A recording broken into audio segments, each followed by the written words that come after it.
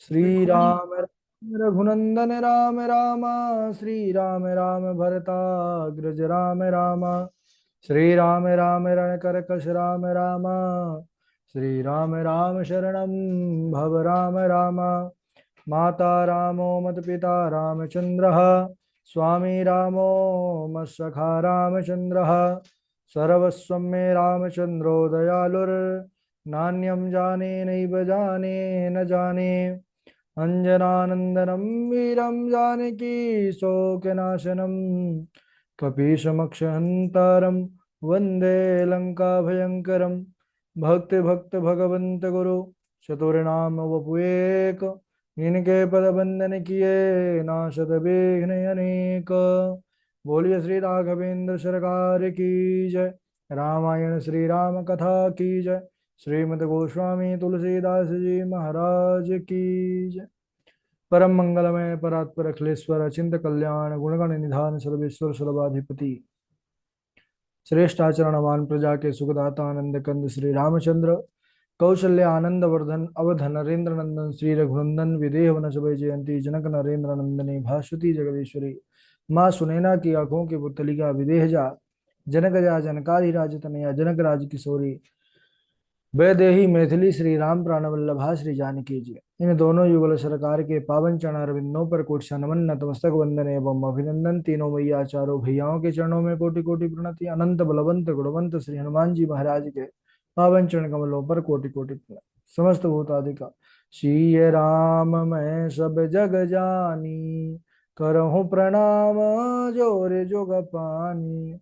हम सबका यह परम सौभाग्य कि श्री राम कथा मंदाकिनी पर अवगाहन करने का जीवन में सद सौभाग्य प्राप्त कर रहे हैं। और इस समय हम सब बड़े ही करुण प्रसंग पर बने हुए हैं। श्री अवध धाम पर सारे अयोध्यावासी बड़े दुखी हैं। सबके आंखों में अश्रुबिंद है।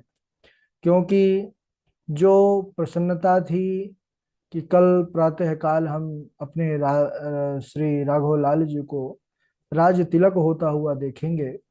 और प्रातः काल ही यह सूचना मिल गई कि राम अब 14 वर्ष के लिए वनवास को जा रहे हैं।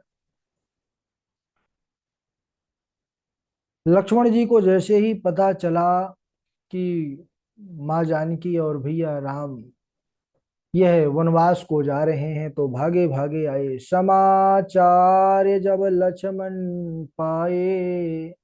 व्याकुल बिलाख बदन उठी धाये। मोह कहूँ काहो कहब रघुनाथा। रखहीं भवन की लई है साथा। लक्ष्मण जी बड़े मन में यह विचार कर रहे हैं, दुखी हैं वह भी। और वह जानते हैं कि मैं तो प्रभु के साथ ही रहूंगा तभी मेरे प्राण रहेंगे। बिना रघुनाथ के मैं भी नहीं रह सकता। और लेकिन विचार कर रहे हैं मैं सेवक हूँ। मैं तो आज्ञा नहीं कर सकता, निवेदन ही कर सकता हूँ। तो क्या रघुनाथ जी मुझ पर कृपा करके साथ ले जाएंगे या छोड़ जाएंगे। गए हैं, जाकर के सीधे चरणों को राघव जी के दृढ़ता पूर्वक पकड़ लिए कि हे नाथ, इस सेवक को, इस दास को छोड़ के मत जाइएगा।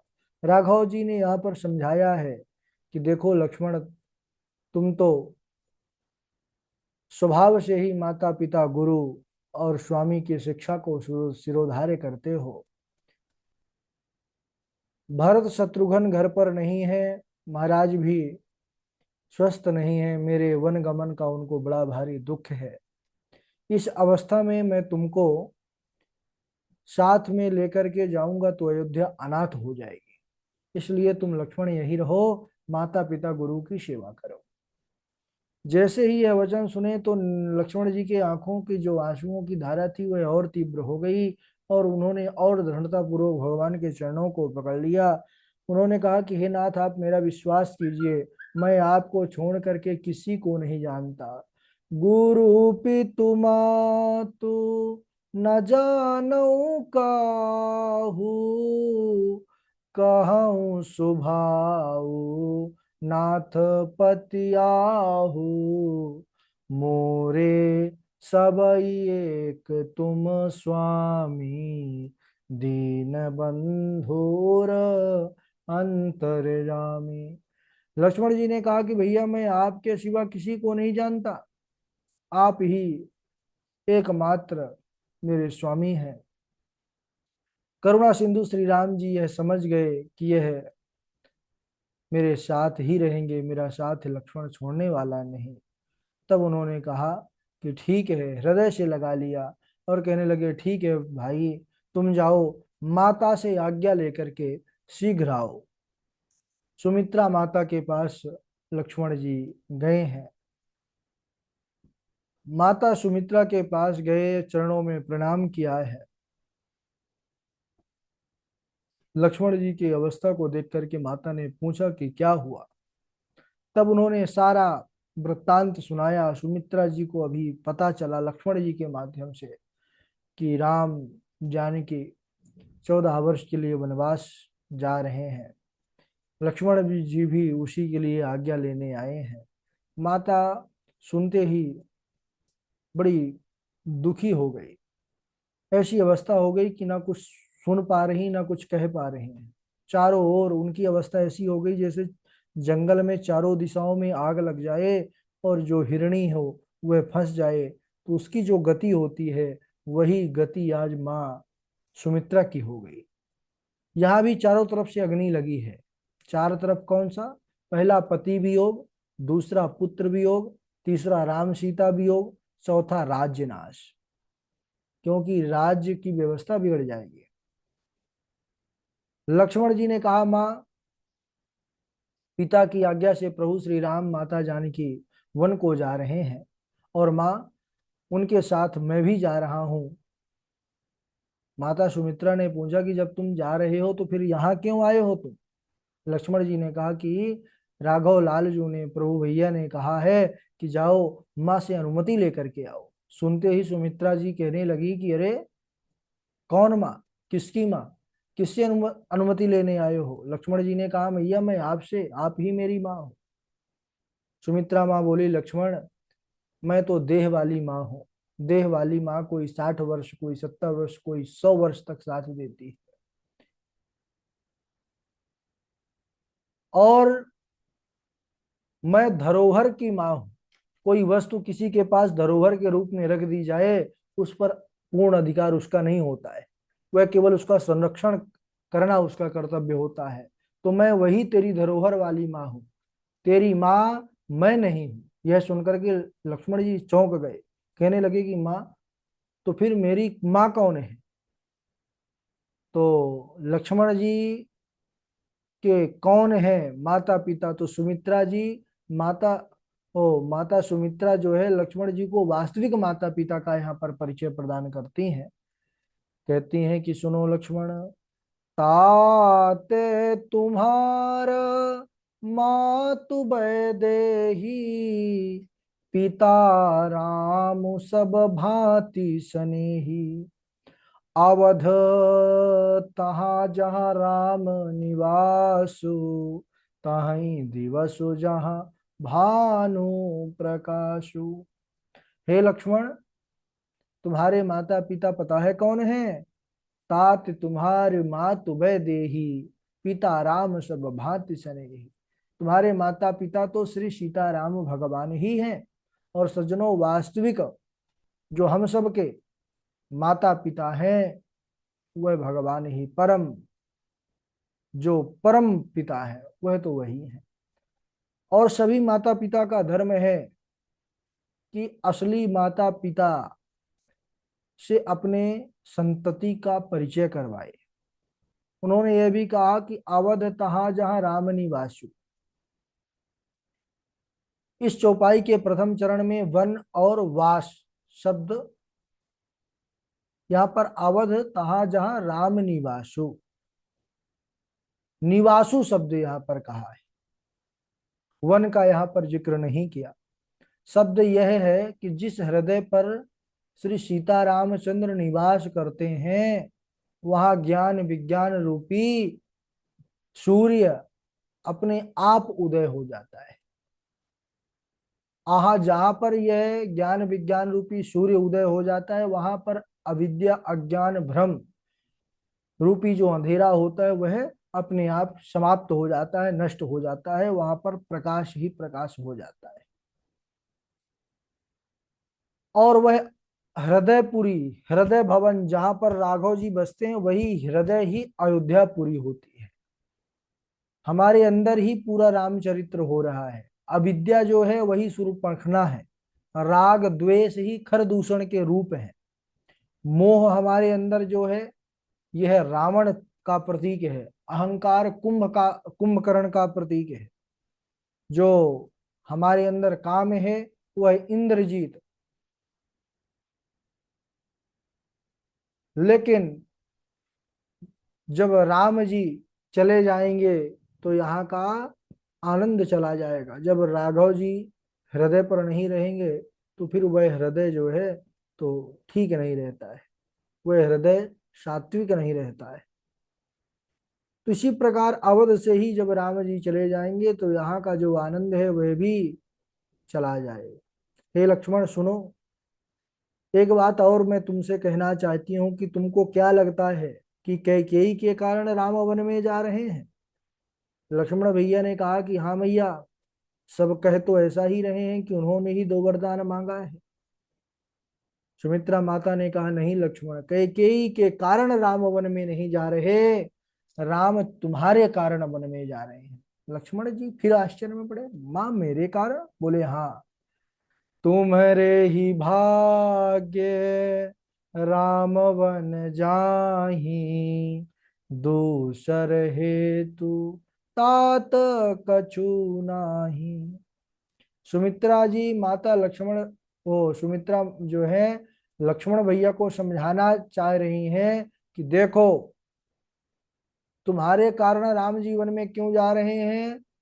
क्योंकि तुम हो शेषावतार, और शेष के ही सर पर पृथ्वी रखी हुई है, और पृथ्वी में इस समय बड़े असुर हो गए हैं। असुर शक्ति का बोलबाला बहुत हो गया है, जिसके भार से पृथ्वी दुखी है, पृथ्वी व्याकुल है, पृथ्वी का भार बढ़ गया है, और उसको उठाने में तुमको कठिनाई हो रही है। इसलिए करुणा सिंधु प्रभु अकारण करुणा कृपा कारक हैं, तुम्हारे सर का भार हल्का करने के लिए ही राघव जी वन में जा रहे हैं। इसीलिए यहाँ पर कहा तुम्हारे ही भाग्य राम वन जाहि, दूसर हेतु तात कछु नाही। और कोई दूसरा कार्य नहीं है, दूसरी कोई बात नहीं है। और लक्ष्मण, वह तुम्हारा भार हल्का करने के लिए वन में जा रहे हैं, इसलिए तुम्हारा भी परम कर्तव्य है।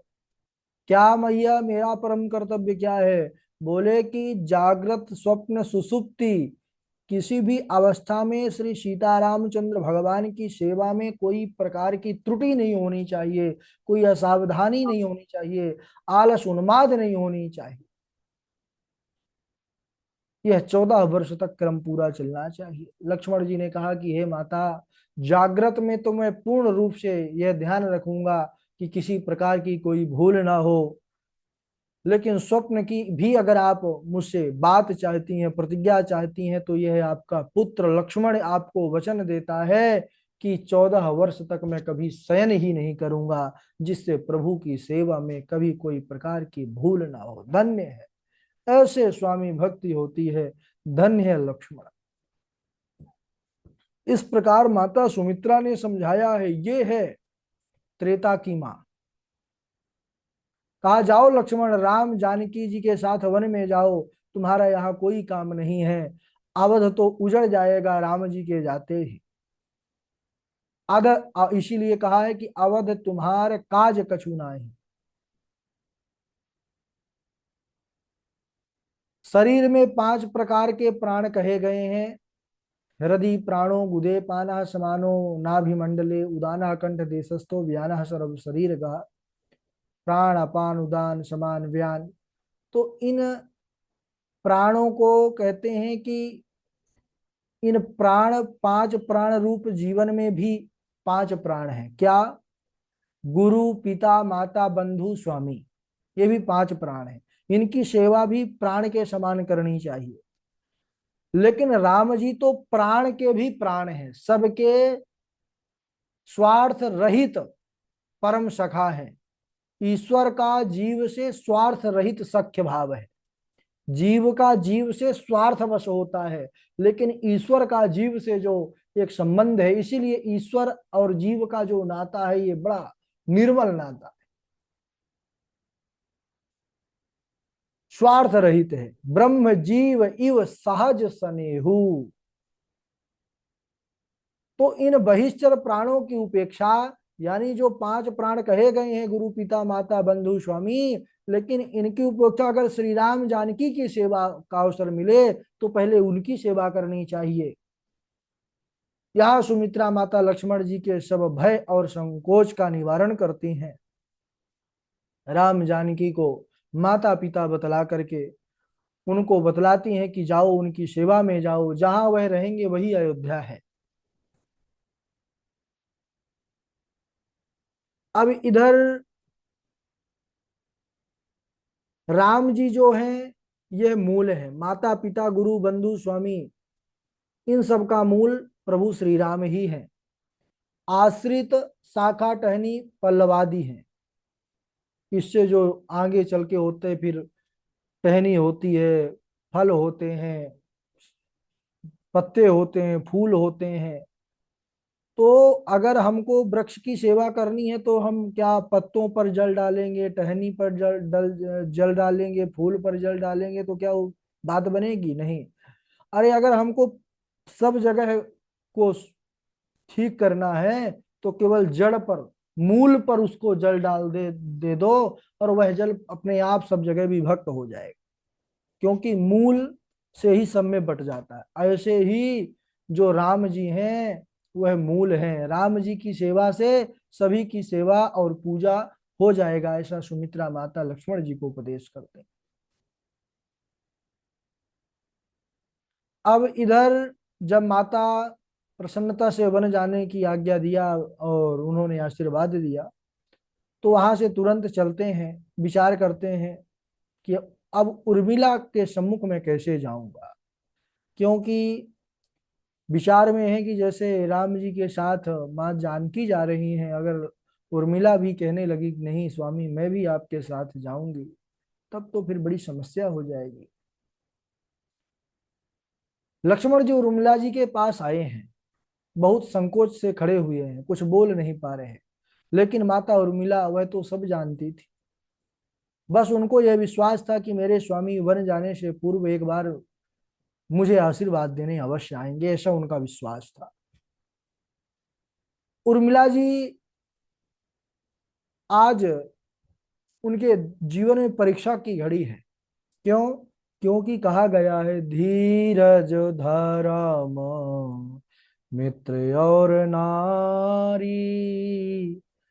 आपत काल परखिए चारी। धीरज धर्म मित्र और नारी आपत काल परखिए चारी। उर्मिला बोलती हैं लक्ष्मण जी से कि स्वामी आप बिल्कुल भी संकोच मत करिए। क्या सोचते हैं कि मुझे कोई जानकारी नहीं है? महाराज मुझे सारी घटना का ज्ञान है। लक्ष्मण जी सावधान हो गए। उर्मिला ने कहा कि हे आर्य मैं किसी सामान्य बाप की बेटी नहीं हूँ, मैं योगी राज जनक की बेटी हूँ। मैं योग ध्यान की गोद में खेल करके बड़ी हुई हूँ। मुझे पता है कि आप 14 वर्ष के लिए वन को जा रहे हैं प्रभु श्री सीता रामचंद्र भगवान की सेवा के लिए, और मैंने जब से यह संदेश सुना है मैं बड़ी प्रसन्न हूँ, और मैं आपसे जिद भी नहीं करूंगी कि मुझे अपने साथ ले चलिए।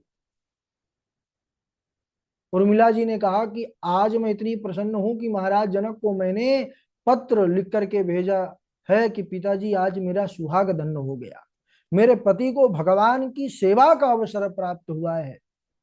मेरे पति 14 वर्ष के लिए भगवान श्री सीता रामचंद्र की सेवा करने के लिए जा रहे हैं। लक्ष्मण जी जब उर्मिला जी के इन वचनों को सुना है उनके नेत्र सजल हो गए। लक्ष्मण जी के आंखों से आंसुओं की धारा चलने लगी। कहने लगे कि हे उर्मिले तुम्हारे जैसे पत्नी पाकर के मैं धन्य हो गया। मैं तो बड़े संदेह में था, असमंजस में था, लेकिन आज तूने मेरे सारे संशय को हर लिया है। सज्जनों, पत्नी का अर्थ क्या होता है? पत्नी किसे कहते हैं? पत्नी वह है जो पति को गिरने से बचा ले, वह है पत्नी। पतनात् त्रायते इति पत्नी। जो पति को गिरने से बचाए वही पत्नी है। लक्ष्मण जी आज प्रसन्न हो गए, कहने लगे कि हे उर्मिले, आज तूने मेरा मान बढ़ा दिया। धन्य है, तुम्हारे जैसे पत्नी का पाना मेरे लिए बड़ा सौभाग्य की बात है। इसके बाद बड़े प्रसन्नता के साथ लक्ष्मण जी अंतिम मिलन करते हैं उर्मिला जी से। अच्छा, अगर लक्ष्मण जी को वनवास मिला होता तो उर्मिला जी किसी के रोके नहीं रुकती, लेकिन वन तो राम जी को मिला है। लक्ष्मण जी अपनी इच्छा से सेवा के लिए जा रहे हैं, अतः उनके सेवा में विघ्न, मैं विघ्न जो है तो पैदा करने वाली ना बनूं, इसलिए वह वहां से नहीं गई। और उन्होंने सोचा कि यहाँ पर अगर स्वामी की सेवा की घड़ी है तो मैं भी यहाँ पर रह करके माँ की सेवा करूँ। तो इसीलिए इनकी बड़ी महिमा है। लक्ष्मण जननी सुमित्रा की जय, अनुपम सती उर्मिला की जय। जय जय उर्मिला तुम्हारी गाथा, कही न सके कोई अनुपम पाथा। इसलिए माता उर्मिला का भी चरित्र ऐसा है ना कि इसके विषय में जितना भी कहा जाए उतना कम है, क्योंकि इनके जैसा त्याग, इनका जैसा बलिदान किसी और का नहीं मिलता है। उर्मिला जी के चरित्र और दिव्यता का दर्शन यहाँ पर प्राप्त होता है। उर्मिला जी भवन पर गई हैं 16 श्रृंगार करके, और उन कपड़ों को पहना है जिन कपड़ों के साथ महाराज जनक ने उनको विदा किया था। हाथ में सुंदर आरती की थाल सजा करके आई।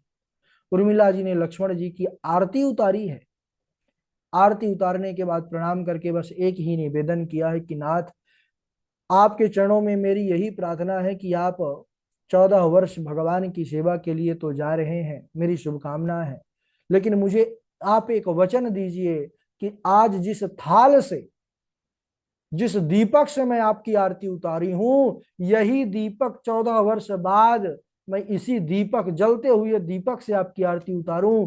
14 वर्ष तक यह दीपक बुझना नहीं चाहिए, यह आप मुझे आशीर्वाद दीजिए। और बंधु माताओं, आपको जान करके यह प्रसन्नता होगी कि 14 वर्ष तक माता उर्मिला ने उन श्रृंगार के कपड़ों को उतारा नहीं। 14 वर्ष तक उर्मिला जी ने भवन का द्वार बंद नहीं किया, खुला रखा, और 14 वर्ष तक वह दीप की ज्योति जलती रही। 14 वर्ष तक उर्मिला जी ने अन्न ग्रहण नहीं किया। इसकी तपस्या का प्रभाव रहा कि लक्ष्मण जैसे जो है वीर, इंद्रजीत, मेघनाद आदि वीरों के सामने भी अडिग रहे और उनका संहार किया। तो बड़ी बड़ी पवित्र कथा इन माता उर्मिला जी की। और यहाँ पर अब विदा लेकर के राघव जी और माँ जानकी, भैया लक्ष्मण, तीनों अवध धाम से महाराज दशरथ से विदा मांगने जाते हैं। और राघव जी महाराज दशरथ जी से विदा कैसे मांगे और प्रस्थान कैसे करते हैं, उसको हम अगले दिवस आज यहीं तक। बोलिए राघवेंद्र सरकार की जय। चलिए बारी बारी से, दो ही लोग जुड़े हैं, सुना दीजिए श्लोक, सुना दीजिए चौपाई कल वाले। हिंदू जी हैं, पूर्वी जी। राधे राधे गुरु जी, प्रणाम। सुनु जननी सोई सुत बड़ भागी, जो पितु मातु वचन अनुरागी। तनय मातु पितु तोष निहारा, दुर्लभ जननी सकल संसारा। तुम अपराध जो गुण ही ताता, जननी जनक बंधु सुखदाता। राम ही चितई रहु नर नाहु, चला विलोचन बारी प्रवाहु। सा क्षमा करिए गुरु जी। राधे राधे। जी गुरु जी। जी प्रणाम सुनाइए। गुरु जी। हाँ। प्रणाम जी। दोई वरदान भूप सन थाती, मांगहु आज जुड़ामऊ छाती। सुतहि राज राम बनवासु, देहु लेहु सब सबती हुलासु। प्रणाम। हम्म, और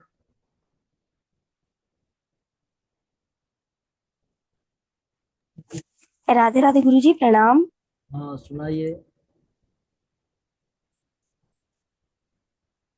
जब ते राम ब्याहि भर आए, नित नव मंगल मूड बधाए। भुवन चारि रस भूबर भारी, सुकृत मेघ वर सही सुख बारी। राधे राधे गुरु जी, क्षमा करिएगा, तबीयत ठीक नहीं है एकदम।